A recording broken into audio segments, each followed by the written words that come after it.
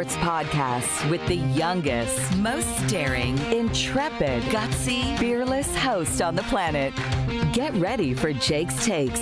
Here's Jake. Welcome back. I am Jake, and this is Jake's Takes, where I get your favorite athletes and stars to open up and speak what's really on their minds. Make sure you hit that subscribe button, because you won't believe the guests I have lined up. Get ready, sports fans, because Jake's Takes is the show you've been waiting for. Today's guest is the greatest poker player of our generation. He is a 6-time World Series of Poker bracelet winner.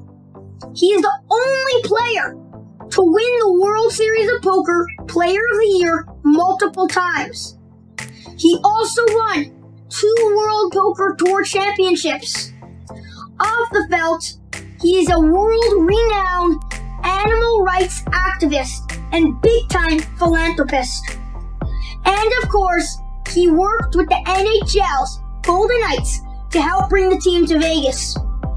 Get ready for a fun-filled interview as I welcome my new best friend, Toronto's favorite son, Daniel Negreanu!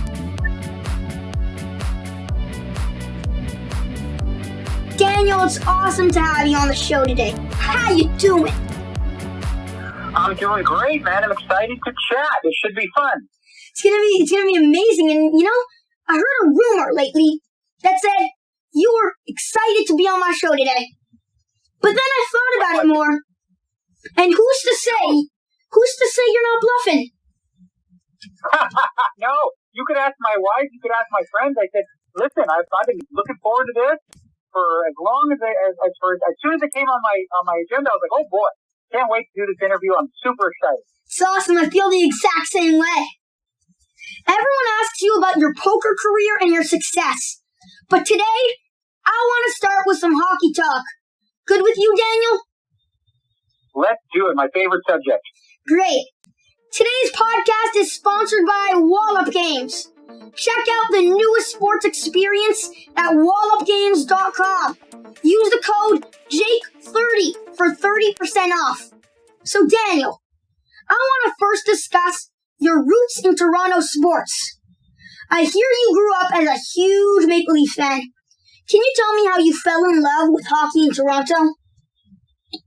Well, I remember probably being about your age and crying when the Leafs would lose at night, and my brother and my parents said, "What's wrong with you?" And I was just so into bleeding, blue and white with the Toronto Maple Leafs, the Toronto Blue Jays, the Argos, and then, of course, later the Raptors. But, I remember falling in love with Rick Vaive at first, and then it was Wendell Clark, who became my favorite player, who was well before your time. And then since then, I've, of course, moved to Vegas, but I still keep tabs with what's going on in Toronto. I know Wendell Clark. It's amazing. And, I just want to bring up the Leafs' current roster. I think the Leafs' biggest mistake was failing to bring in Alex Pietrangelo, who your Golden Knights were lucky to land. You can't just pass up on a 6'3", number 1 stud defenseman who's got a rocket of the shot from the point. He was the captain of a cup-winning team. What a good signing by Vegas. Do you think the Leafs should have done everything they could to sign him? Well, here's the thing. Ultimately, Pietrangelo gets to decide where Pietrangelo plays. That's the benefit of being a free agent. And Las Vegas is a very good market for him. I think the other problem Toronto has is you have Marner, you have Matthews, and you have Tavares making $34 million, right? You sign another guy for $8 or $9 million, you don't leave much room for everybody else. So I just think it was not really within their reach because they're already, committed to spending so much on so few players. So I don't really think Toronto had much of a chance to land them, to be honest with you, unless they made a big deal. Yeah, they should have traded Nylander. But now I want to ask you about the Thornton signing. Do you think he has gas left in the tank? Which signing? The Thornton signing. Oh, Joe Thornton. Yeah, so I wondered about that. That seemed odd, right? He's certainly a guy who is a good sort of role model, and it feels like the Toronto Maple Leafs dressing room is kind of young, and maybe not as focused in terms of work ethic as they should have been. So maybe adding a guy like Thornton to the dressing room can help rekindle that magic of him and Marlowe and another gray beard and Jason Spezza. But you kind of got to wonder, right? You have Spezza already, and Thornton's kind of like another version of that. And I guess he's kind of cheap with a lot of experience. So, I mean, it's not the worst thing in the world, but will it be the answer? I don't know. I think the Wayne Simmons signing made a lot more sense to add some grit. That's what they're missing, right? You can look all fancy and cool during the regular season, but what about the playoffs? Exactly. Or those ugly, dirty goals, right? Exactly. So you eventually moved to Vegas for your career, a city with no hockey. Years later, you got involved with the Golden Knights' new franchise. Tell me about your role with the team and how it came about. Well, it was as simple as I saw an article in ESPN about a guy named Bill Foley who was talking about bringing a team here. And then, people interviewed me asking me about it, and I did a piece for ESPN, and Bill Foley saw what I wrote, and he reached out to me and asked if I would help with ticket sales in the early stages, because we had to prove to the league that, well, it's kind of crazy. You're going to bring hockey to the desert? They don't know anything about hockey in Vegas. So we were tasked with trying to get 10,000 seats sold to people for a team that didn't necessarily exist, and we were asking people to put 10% down on season tickets, and we were able to do it. It took a little bit, but we did, and we proved to the league that we got the owner, we got the venue, we got the money, and now, we have the fan support built in, and it's been, a home run ever since, opening night. Wow, good for you for getting involved like that. The Leafs fans, they waited forever, and all of a sudden, you got so lucky that your Golden Knights in their first year waltz in and just make the Stanley Cup. Wow. Just wow. How do you do this?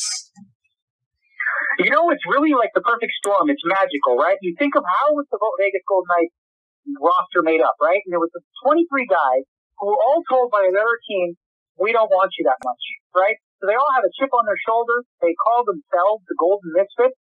And they worked for each other, and they believed, and they had the right coach for the job in George Gerard-Gallant, who believed in them.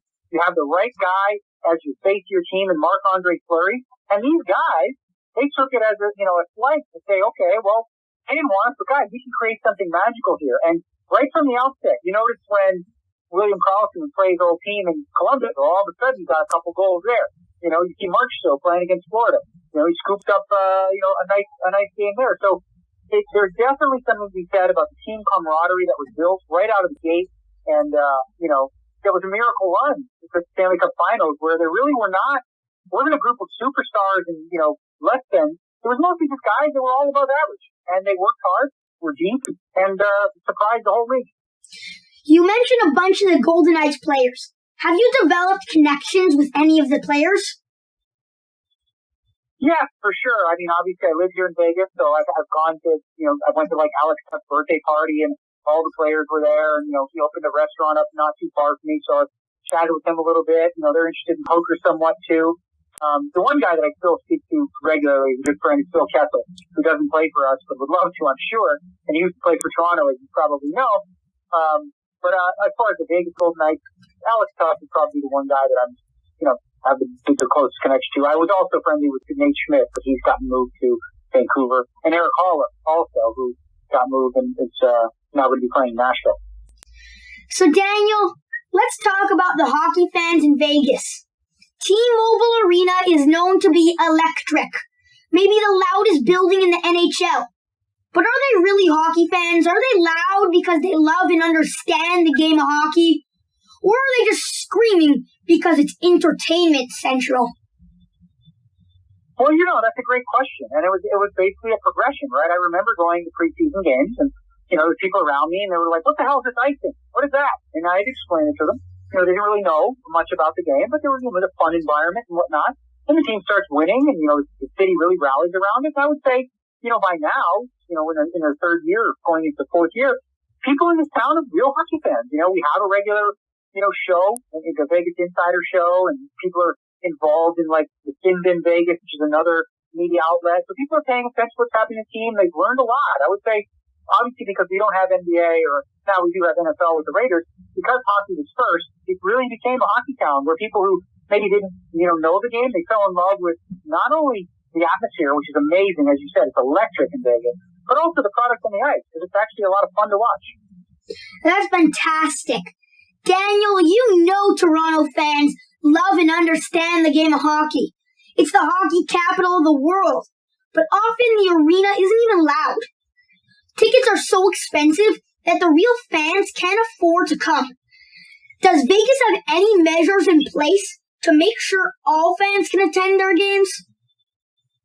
You know, it's a funny thing you say that, because I always think of like Toronto, like if you go to a hockey game wearing a suit, you're making a mistake. You gotta wear a jersey, you're gonna have some fun with it, and you gotta really cheer. And that's something that we've had here in Vegas from the outset. The way that Vegas is set up, you know, in the upper bowl, there's a, relatively cheap seats.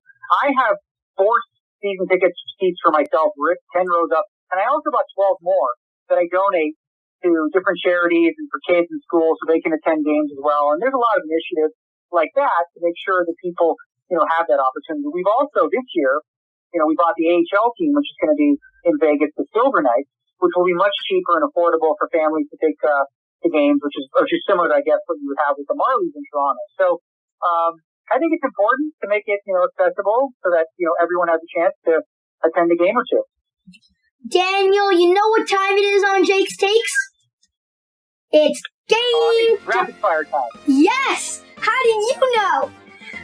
Well, who's your biggest fan? I mean, I'm a listener. Of course I know. That's amazing. So, I'm just going to ask you a bunch of short questions. You answer them as fast as you can. Deal? Sounds good. Let's go. Tuukka Rask or Andrew Raycroft? Ew, Tuukka Rask. Easy. The Beyond Burger or Royale with cheese? Oh, let's go Beyond Burger all day. Skill or talent? What was that? Skill or talent? I'm going to go with... that's a good one. Skill or talent? I'm going to take talent. Phil Ivey or Tom Dwan? Phil Ivey, the GOAT. Donald Trump or Vladimir Putin? When you said Donald Trump, whatever the other one is. Blue Moon or Molson Canadian? Give me a good old Molson Canadian, eh? Marc-Andre Fleury or Robin Lehner? Oh, that's crushing because I'm friendly with Robin Lehner and Fleury both. Oh, you just killed me with that one. Oh, I'm going to have to say, I'm going to go with Robin Lehner, but that's hard. Clean shaven or beard? The ladies love the beard. Carlos Delgado or Josh Donaldson? Yeah, let's go with Carlos Delgado. Winning a World Series of Poker bracelet or the Knights winning the Stanley Cup? I'll take a bracelet, thank you. But I like both. Oh, baby, Daniel Negreanu! You can ship that to Daniel because you just won that rapid fire with a royal flush. How does that feel? I just want to thank those who supported me all this way. It was a team effort. There's no I in team. I gave it 110%. You just got to go out there and give it your best. Wait, seriously, how does it feel? I've never been the one answering the questions. It feels great. Yeah, feels great. We're shifting our attention to poker. I play hockey, and I'm on the ice usually 4 times a week with my hockey team. I know exactly what training and practice is involved and needed in hockey. What type of training and preparation do you do to improve your skills as a poker player? Well, as soon as we get off this interview, I'm going into a study session where I'm using solvers and artificial intelligence to break down hands so that I study probably 8 to 10 hours of that to improve my game so that I can just my brain soak it in and learn as much as I can from artificial intelligence. But it's hard work, and I've always been a hard worker. One last thing I want to ask you is about dealing with pressure. When my team plays in a big playoff game, there's always some nerves leading up to puck drop. But when the game starts and the jitters go away and I play my heart out, do you also experience something difficult, kind of like this before your big matches and games? Yeah, no question about it. When you're getting ready to go in there, I think the most important thing that I do is before, let's say 5-10 minutes before, I sit with my eyes closed and I take 5 really slow, deep breaths to calm myself and, get myself psyched up and ready to go. But certainly I feel a little bit of the nerves. But like you said, once we start playing, the cards are in the air, then, it's game time. And it's just like, I'm totally zoned in and focused. Daniel! I gotta thank you for coming on my show. You're an awesome guy for doing this, and I'd love to go to a hockey game with you. Just putting that out there. Well, yeah, when you come to Vegas after this COVID craziness, then you guys got seats next to me, absolutely. Happy New Year's and all the best. Happy New Year. Have a good one. Hey guys, you won't believe the guest I have next week. Make sure you hit that subscribe button so you don't miss out.